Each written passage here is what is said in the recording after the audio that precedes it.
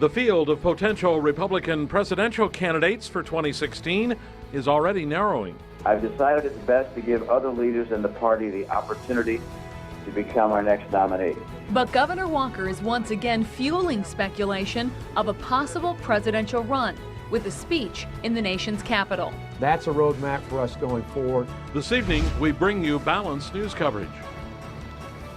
And the Republicans' most recent nominee, Mitt Romney, saying today, one time's enough. That's right. Romney lost to President Obama in the 2012 presidential election. And after that, Romney had repeatedly said that he would not run in 2016. But earlier this month, he surprised a group of former donors by telling them that he was considering it.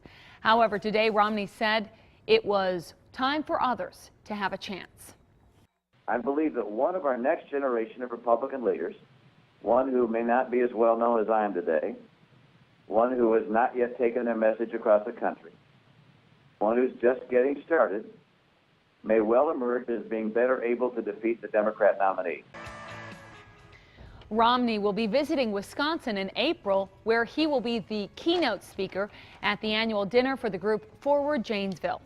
Governor Walker, who is still deciding on a presidential run of his own, sent this tweet out this afternoon on social media following Romney's announcement. Walker said he had a great conversation with Mitt Romney, thanked him for his interest in opening the door for fresh leadership in America. While in Washington today, Walker also had private meetings with Republicans and with potential presidential campaign staff members. Walker also talked about his agenda moving forward, as we hear from Fox 11's Andrew Lacombe in our newsroom. And Andrew, sure sounding like he has a plan. Yeah, Tom. Now, the governor hasn't yet made a decision about a 2016 run, but people we talked to today said he sounds like a presidential candidate. Walker's speech in Washington at a political forum focused on what he calls differences between government in Wisconsin and Washington. Tonight, we bring you multiple views.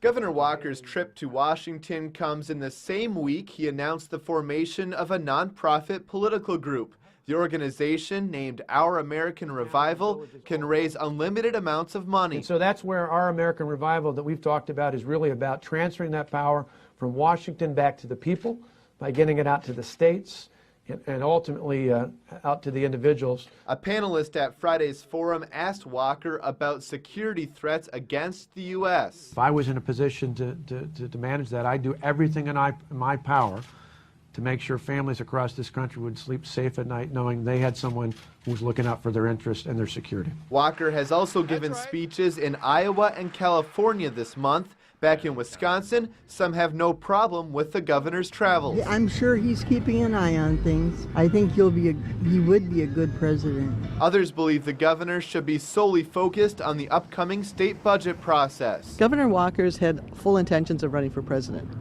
From even before when he was the first governor. At the Washington Forum, a panelist also asked the governor about his budget philosophy. I balanced the budgets in each of the years I've been in office. We will do it again this time around, and in the next budget I introduce Tuesday, we'll finish off with a balanced budget that's financially sound as well. The Wisconsin Constitution does require a balanced budget. Walker will lay out his complete budget proposal Tuesday evening. As far as travels outside Wisconsin, the governor is planning trips to early voting states like New Hampshire, South Carolina, and Nevada. Even though trips like today's likely will continue, Governor Walker says he won't announce a decision about a White House run until a state budget is finalized, likely this summer.